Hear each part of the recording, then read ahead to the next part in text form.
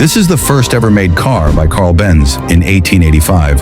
And you're about to find out the first made plane by the Wright Brothers, phone by Graham Bell, and you will hear a record of the first phone call made in 1876 by the end of this video. These are the three biggest inventions in world's history.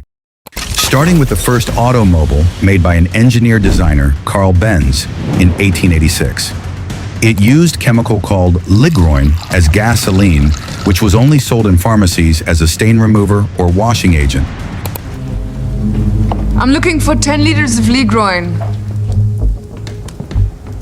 You won't get those stains out of that dress. Better buy a new one. It's not for my dress. It's for my carriage. Are you trying to poison your horses? Also, this car doesn't have much, as you can see. It only had a steering crank in this as gas or brake. In 1888, his wife Bertha Benz decided to take a long trip to prove it was capable for traveling a long distance without telling her husband, which made her to become the first person to drive an automobile a significant distance. If you think Benz was a genius, wait till you see these two brothers that made the first airplane from arguing. So the next invention on our list is airplane by Wilbur and Orville Wright in 1903. Wilbur said they did everything together. They opened a local newspaper together, opened a bike shop together. They were so in sync that he said they thought together, but they also fought together. They were always arguing that bickering would start before breakfast, carry on lunch, and continue past dinner. They were always challenging each other's points of view. But in the early days of aviation, the idea of human flight was considered impossible. Many has tried, but none had succeeded. In 1896, German aviator Otto lost his life when he lost control of his glider. So the idea of flying or making an airplane was considered dangerous that Wright's father told them to never fly in one plane at the same time.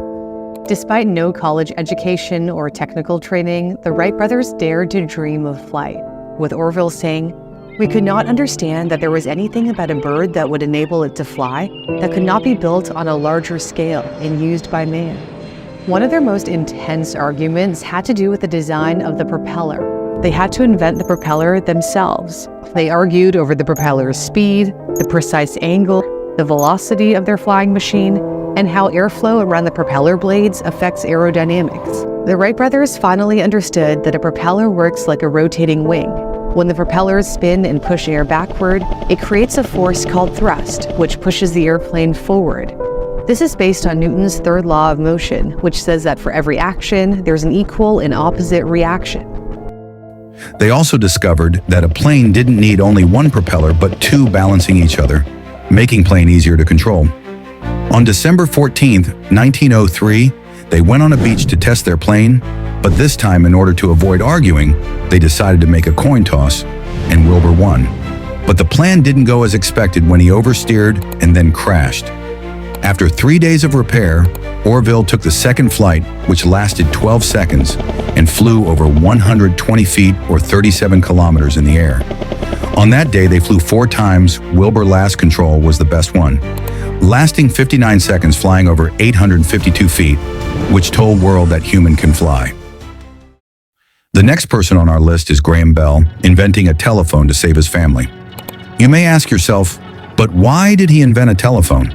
You see, Graham Bell had a problem that his wife, Mabel Hubbard, didn't have ability to hear, and also his mom was deaf too. Therefore, he decided to make a device that could amplify his sound so that he could easily communicate with his family. So before we hear a record of the first voice call made by Graham himself in 1876, subscribe.